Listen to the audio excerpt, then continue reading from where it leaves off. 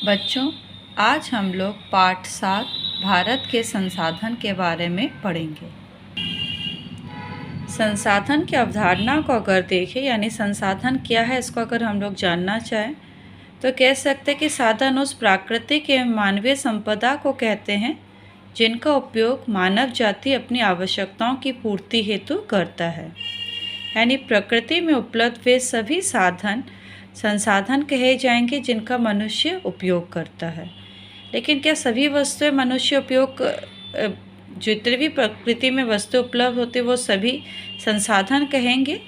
नहीं, संसाधनों के होने के लिए यानी जो भी वस्तु मिलते उसको हम लोग साधन कहते हैं, लेकिन संसाधन बनने के लिए उनमें कुछ उपयुक्त गुण होना चाहिए।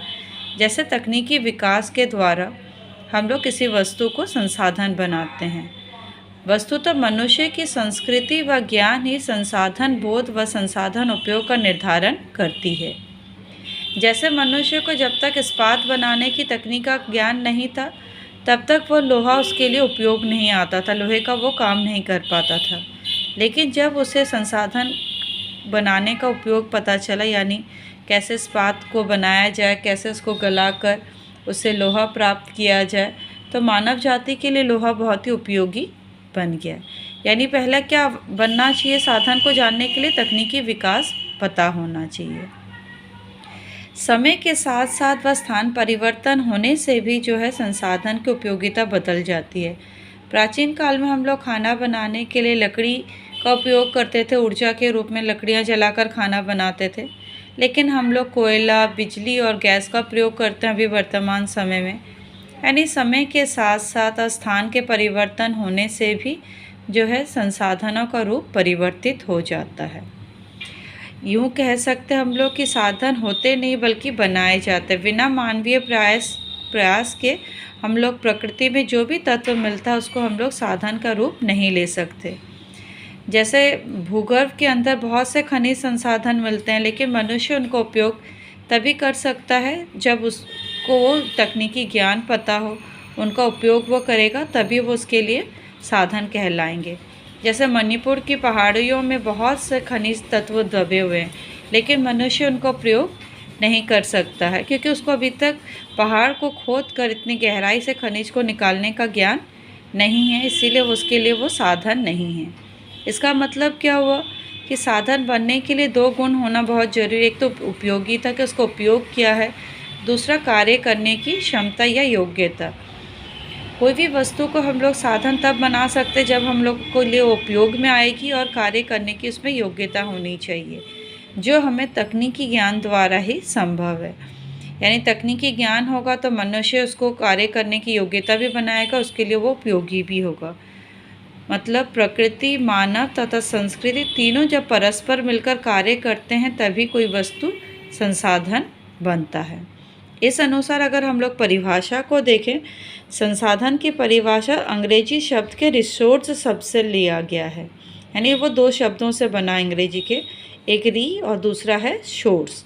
री का अर्थ होता है पुनः या लंबी अवधि तक जिसको हम लोग उपयोग कर सकते हैं उसे कहते हैं, यानी अगेन अगेन।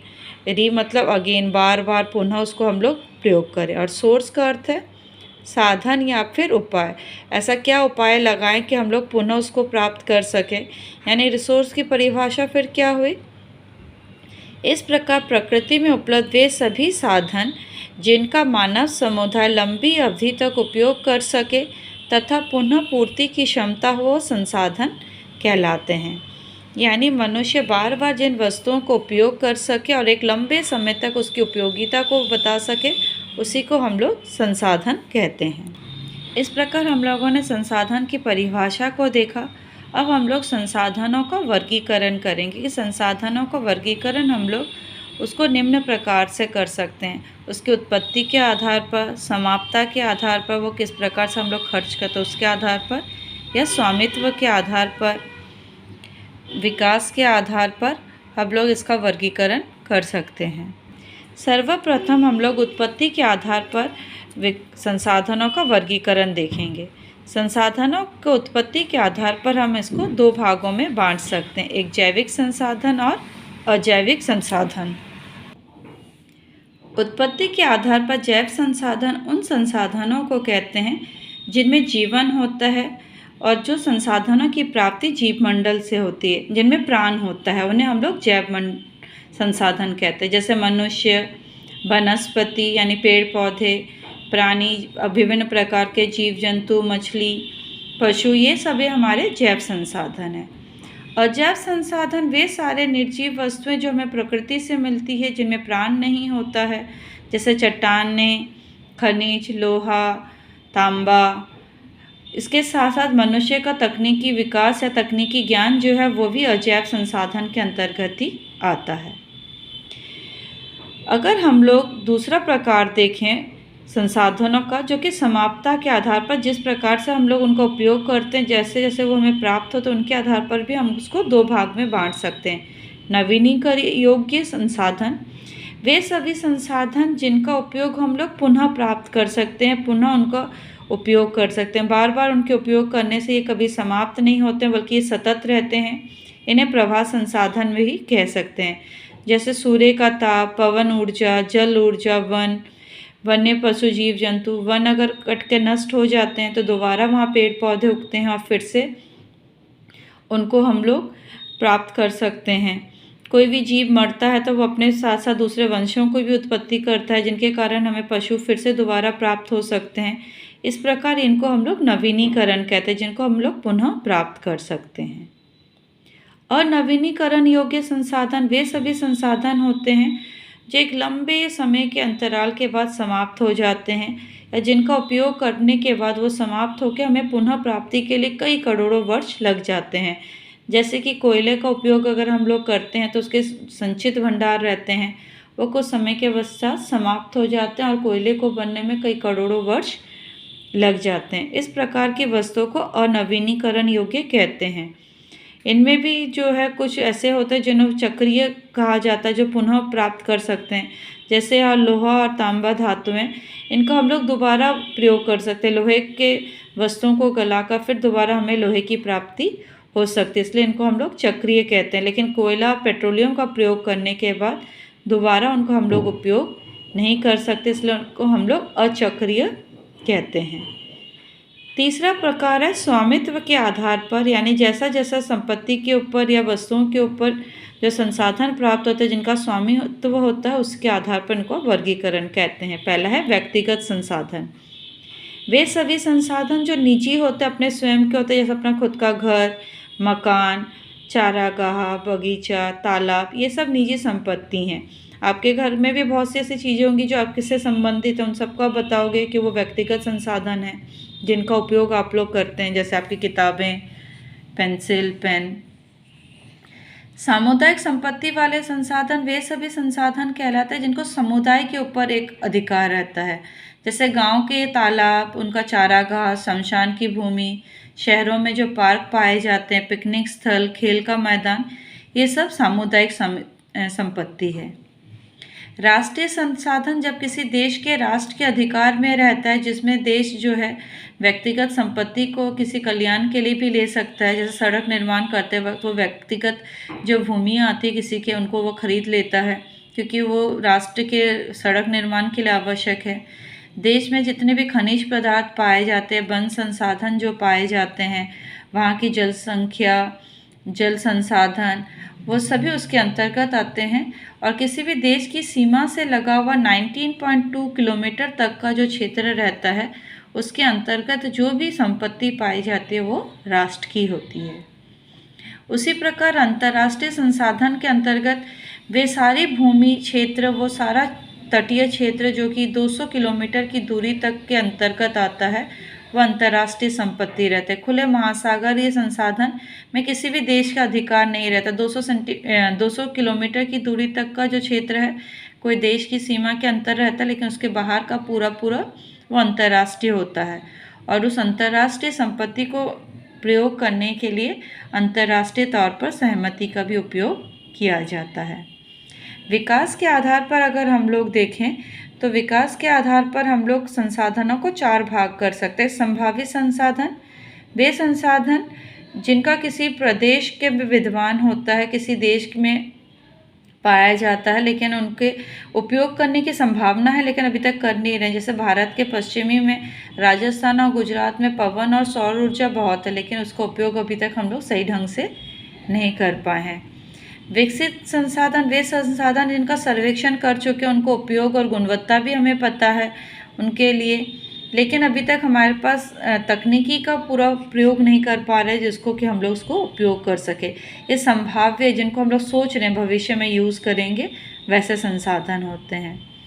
भंडार में वे सारे खनिज पदार्थ या संसाधन हम लोग कह सकते हैं जिनका हमारे पास आपूर्ति तो है, लेकिन अभी तक हमारे पर प्रौद्योगिकी नहीं है।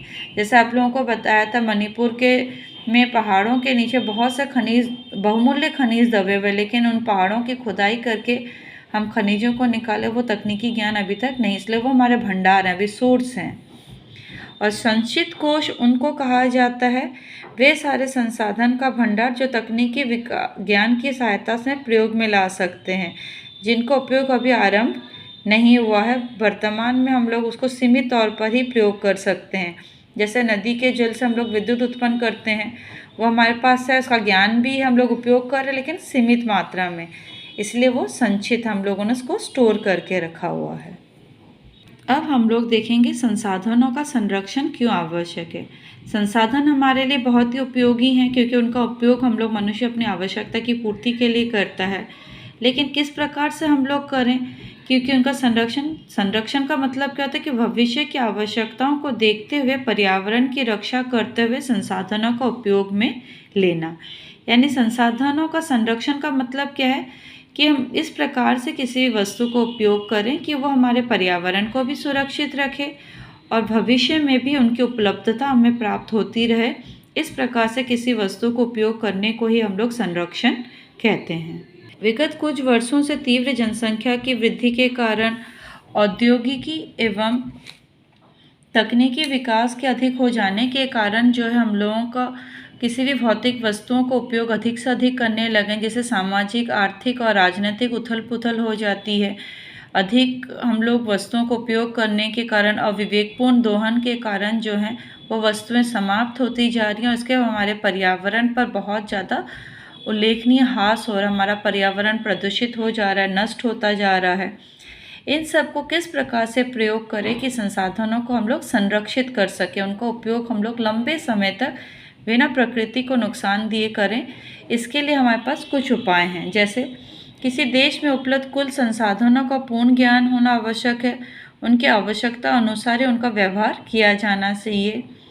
संसाधनों का उपयोग विवेकपूर्ण तथा सुविधा ढंग से किया जाए। उन्नत तकनीकी का प्रयोग करके उनकी उपयोगिता को बढ़ाएं।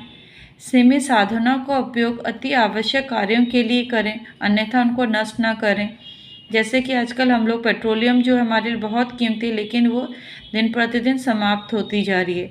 इसके लिए हमें क्या करना चाहिए, अधिक से अधिक जो है कॉमन व्हीकल्स जो है उनका यूज़ करना चाहिए ताकि पेट्रोल की खपत को कम किया जा सके व्यक्तिगत कार की जगह।